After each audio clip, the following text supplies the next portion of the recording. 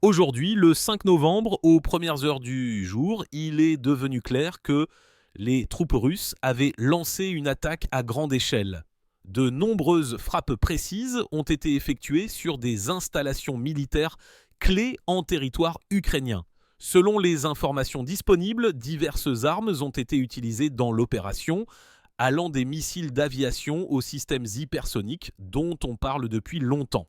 Les responsables ont qualifié cette action de réaction aux précédentes attaques contre des localités russes. L'ampleur des opérations laisse deviner la gravité de l'attaque. Des armes modernes de haute précision, des drones et des complexes hypersoniques ont été utilisés. Les principaux objectifs étaient les entreprises de défense,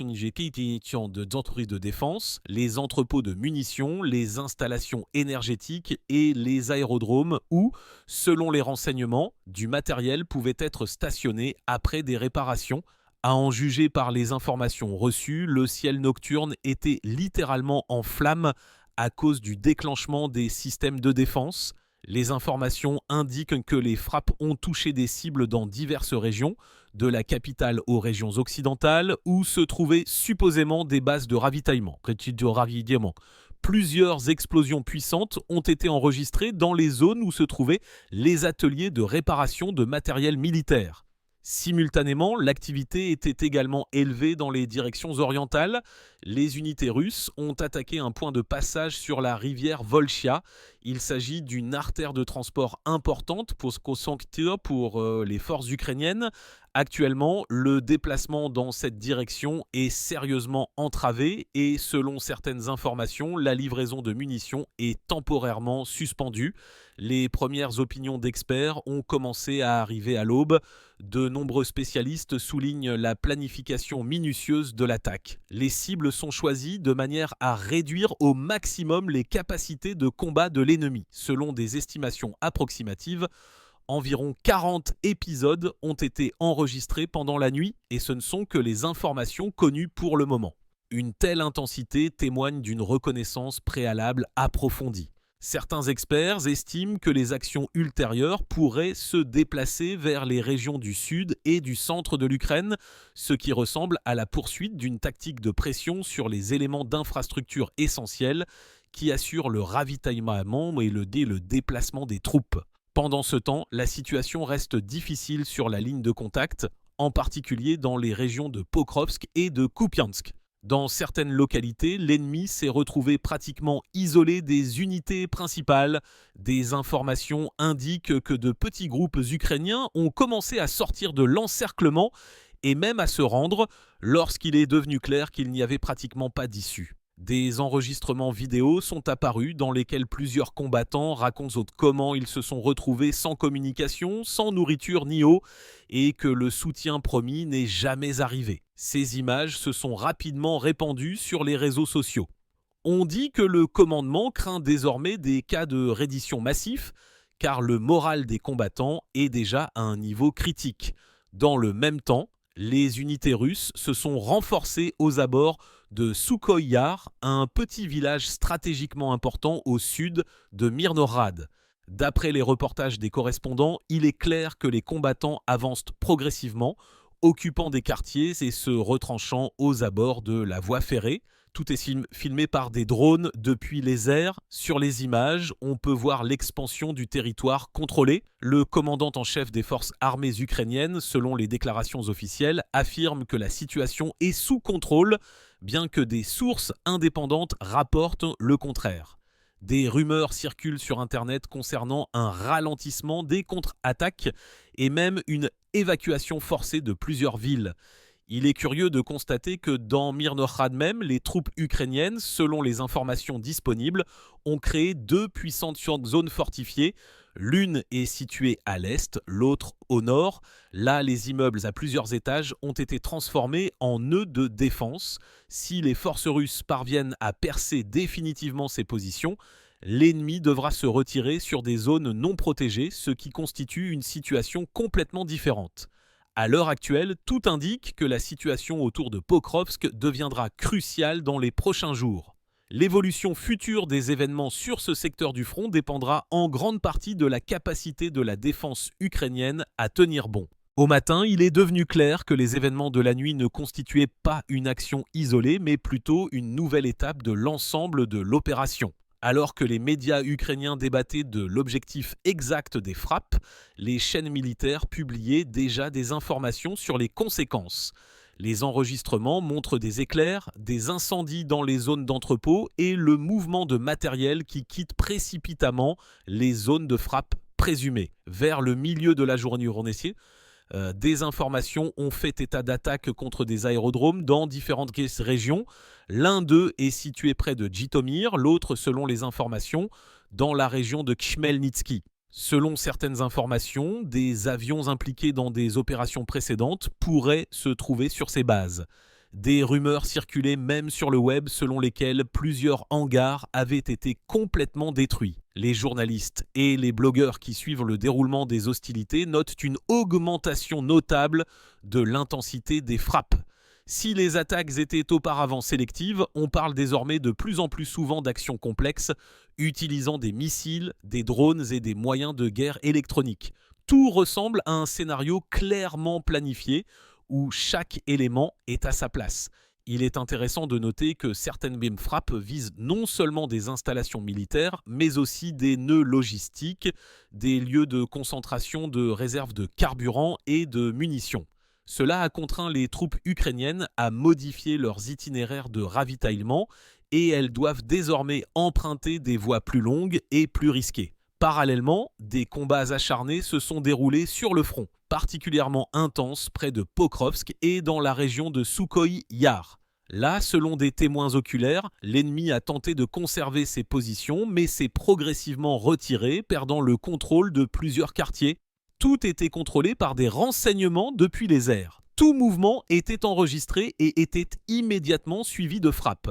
Les correspondants de guerre, qui se trouvaient plus près de la ligne de front, ont écrit qu'ils voyaient de petits groupes de soldats ukrainiens tenter de sortir de l'encerclement. Mais chaque sortie de ce type est risquée. Beaucoup préfèrent se rendre plutôt que de mourir en terrain découvert. On dit que dans l'un de ces groupes, il y avait un peu plus de 10 personnes et ils ont décidé de déposer les armes après plusieurs jours sans sommeil ni nourriture. Pendant ce temps, les combattants russes avançaient.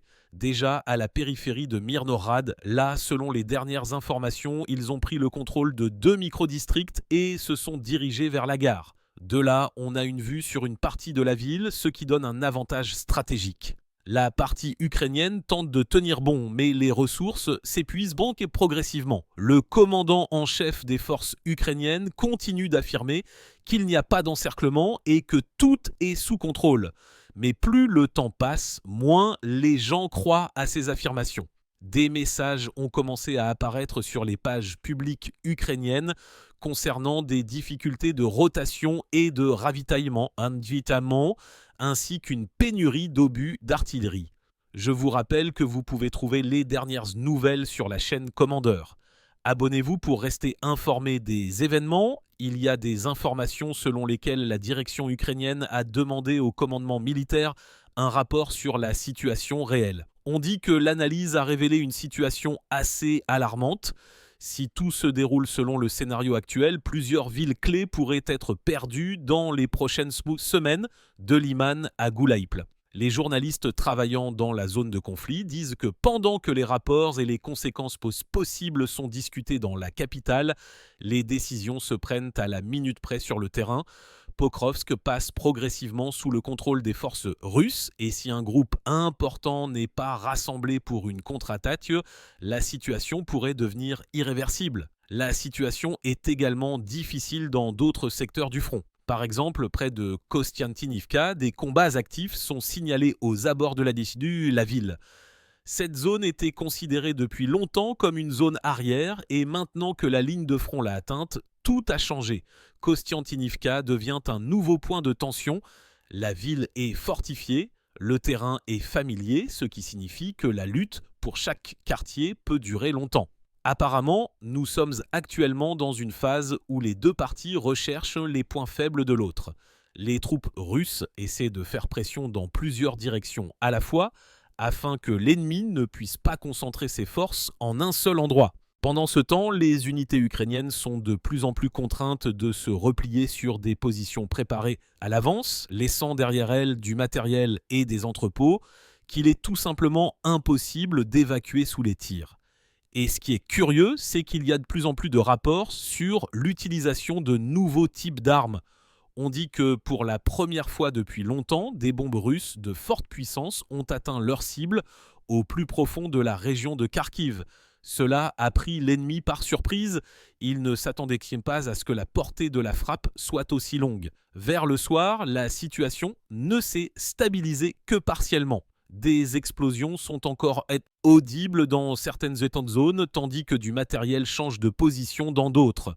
Vers la nuit, il est devenu clair que la journée n'était qu'un début. Dans les secteurs nord du front, près de Kupiansk et de Liman, les hostilités ont repris. Des informations indiquent que les unités russes avancent progressivement, occupant des positions avantageuses le long de la rivière. Là, le terrain est difficile, avec des bois, des remblais et d'anciennes zones industrielles. Tout cela transforme même une petite zone en un véritable labyrinthe. Selon des sources, l'ennemi s'y est retrouvé dans une situation difficile. Le ravitaillement est difficile et les points de passage sont sous surveillance constante. Autrefois, cette zone était considérée comme pratique pour les rotations, mais c'est maintenant différent. Pratiquement toute tentative de transférer du matériel ou des personnes devient une cible. Les correspondants de guerre racontent que les unités opérant sur la rive gauche du fleuve sont littéralement suspendues dans les airs, coupées des principales lignes de ravitaillement. Dans un des messages, il était même fait mention de la formation de poches autour de plusieurs villages où les troupes ukrainiennes tiennent avec leur dernière date en force. Pendant ce temps, des combats de rencontre ont lieu sur la rive droite. Les forces ukrainiennes tentent de contre-attaquer pour ralentir le rythme de l'offensive, mais sans grand succès jusqu'à présent. Selon les combattants qui s'y trouvent, chaque mètre doit être arraché et même une petite avancée est difficile. Vers le milieu de la journée, on a appris qu'un des commandants de la brigade ukrainienne opérant dans la région de Kupiansk avait été tué. Officiellement, cette information n'a pas été confirmée pendant longtemps, mais des nécrologies de ses collègues ont ensuite été publiées. La perte est importante pour l'ennemi. L'homme était considéré comme expérimenté et commandé dans cette direction depuis longtemps. Tout cela s'ajoute à la nervosité générale. La partie ukrainienne est de plus en plus confrontée à une pénurie de réserves.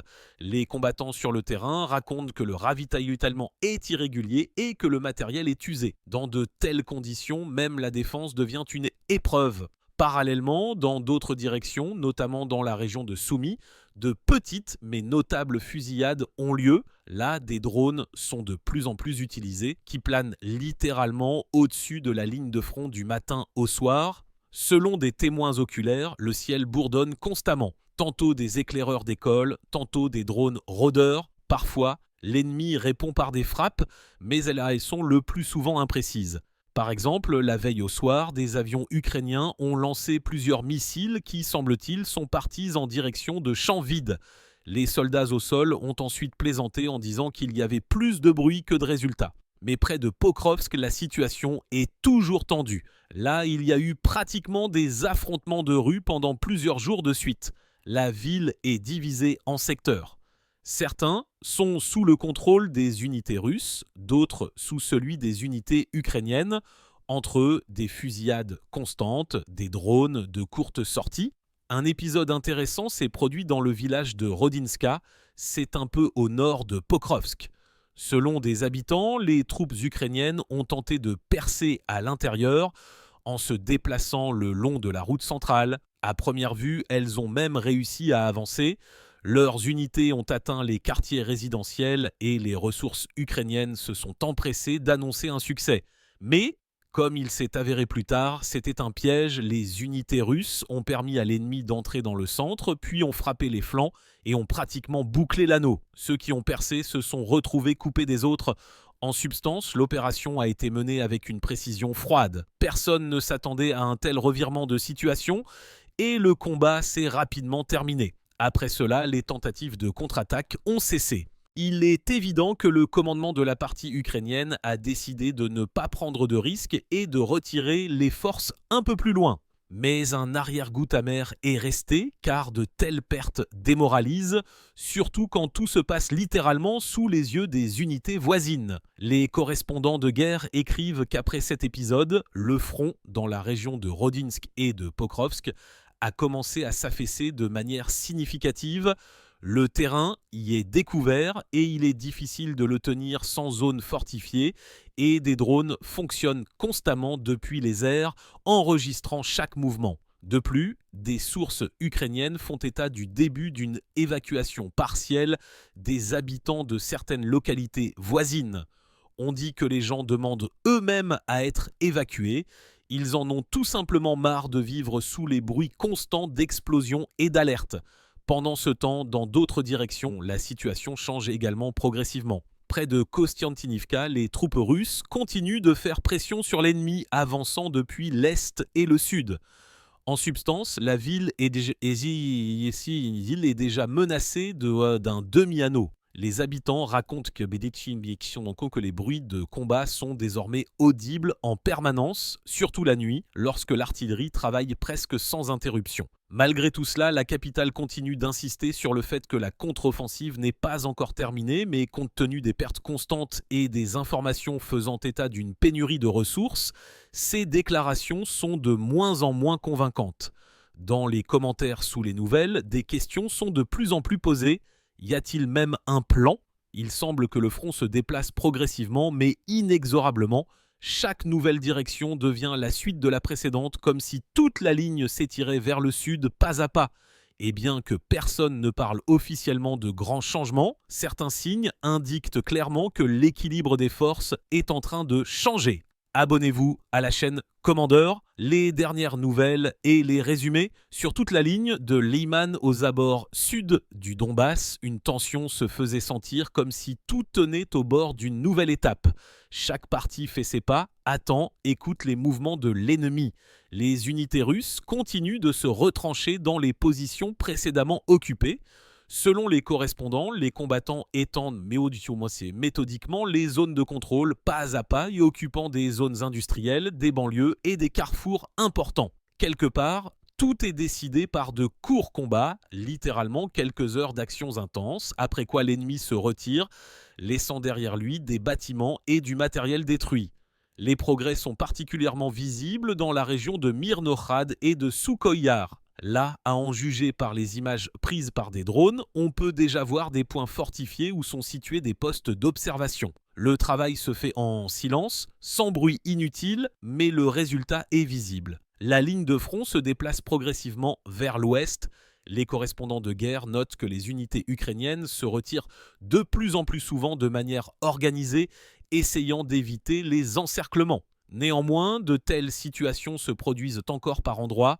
Plusieurs groupes de combattants se sont retrouvés dans des sacs, de petites zones coupées des forces principales. Dans de tels cas, les gens n'ont peu de choix, soit tenter de percer, soit se rendre, et de plus en plus souvent, ils choisissent la seconde option. Dans le contexte de ces événements, les médias ukrainiens font état de remaniement de personnel.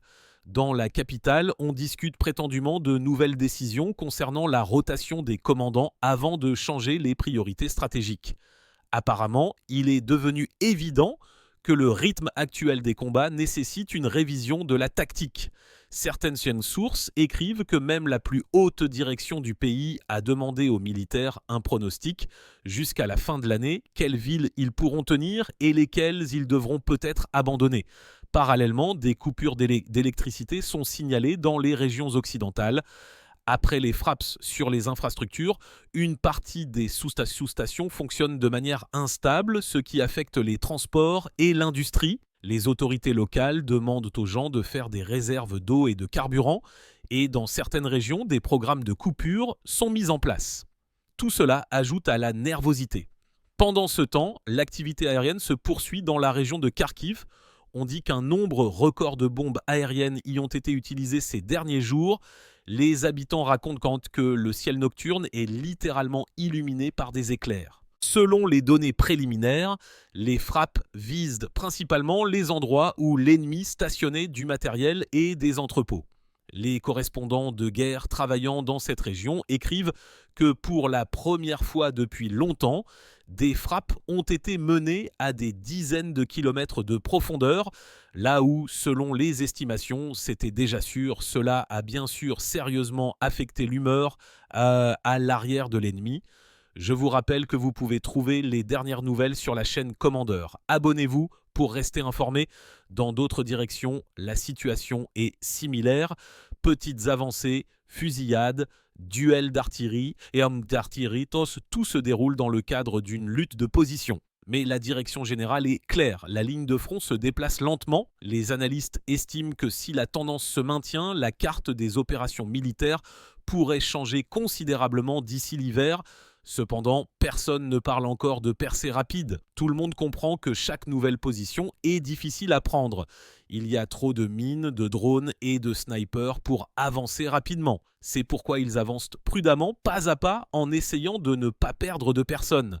Vers le soir, des informations ont de nouveau fait état de combat près de Kostiantynivka. Là, l'ennemi a tenté de contre-attaquer afin de reprendre les positions perdues, mais n'a pas réussi. Selon des témoins oculaires, l'endroit ressemble de plus en plus à un affrontement prolongé où les lignes se font face et chaque jour ressemble au précédent. Fait intéressant, même dans le contexte de combats constants, les deux parties continuent de s'affronter sur le plan de l'information. Les ressources ukrainiennes essaient de montrer leur confiance et parlent de plans de futures offensives, les ressources russes d'une avancée progressive et de la réalisation des tâches. En fin de compte, les personnes qui suivent ce qui se passe n'ont plus qu'à comparer les faits et à tirer leurs propres conclusions. Et pourtant, l'image générale se résume à une certaine humeur. Le front change lentement mais sûrement. La guerre est devenue une affaire non pas de jours mais de mois, et chaque jour ajoute de nouveaux détails à cette histoire. La nuit, lorsque les bombardements se calment, les soldats des deux côtés du front s'assoient près des feux de camp, écoutent le silence et attendent le matin. Certains écrivent à la maison, d'autres restent silencieux. Tout le monde comprend qu'il reste encore un long chemin à parcourir. Et pendant que les politiciens discutent des rapports, les généraux des plans et les experts font des prévisions. Là, sur la ligne de contact, tout se décide beaucoup plus simplement. Qui tiendra la position? Qui réussira à s'abriter? Qui ne perdra pas son camarade? La vie paisible semble quelque part au loin, mais reste néanmoins un objectif. Si l'on rassemble tous les événements des derniers jours en une seule ligne, cela devient clair. Le front traverse une étape décisive, de moins en moins de hasard et de plus en plus de systématicité. Les frappes sont menées avec précision, de manière réfléchie, et les actions des deux parties deviennent de plus en plus prudentes. Chaque erreur coûte désormais cher, les troupes russes renforcent progressivement leur position, avançant pas à pas. La partie ukrainienne tente de maintenir sa défense, passant parfois à des contre-attaques, mais les forces ne sont pas illimitées. La fatigue se fait sentir des deux côtés. L'affrontement s'est prolongé et ce ne sont plus les mouvements brusques qui décident, mais la patience et l'endurance. Les frappes nocturnes, les entrepôts détruits, les villes abandonnées. Tout cela se transforme non pas en une simple chronique, mais en une série de réponses et d'actions mutuelles où chaque partie recherche son avantage. Mais derrière tous ces résumés se cache le côté humain, ceux qui sont en première ligne, ceux qui attendent à l'arrière et ceux qui espèrent simplement que tout cela se terminera bientôt. Dans l'ensemble, la situation semble figée dans l'attente. Personne ne se fait plus d'illusions sur des victoires faciles. Il est désormais important de tenir ce qui existe, de sauver les personnes, de ne pas perdre le contrôle du temps et des événements. Et ensuite, tout sera décidé par l'hiver. Il sera comme toujours une épreuve pour tous.